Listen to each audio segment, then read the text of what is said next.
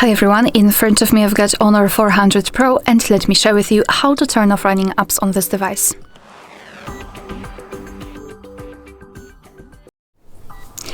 Alright, so I will show you how to turn off the apps which are set in the recents. This option won't be effective if you'd like to totally close the apps. You have to do it using the settings.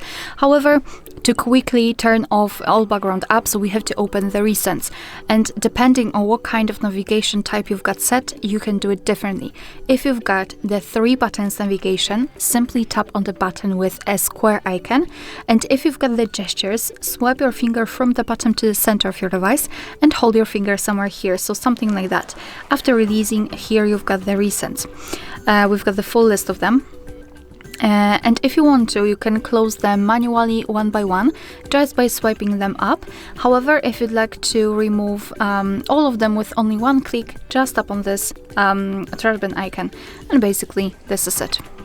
Alright, so that will be all. Thank you so much for watching. Please hit the subscribe button and leave the thumbs up.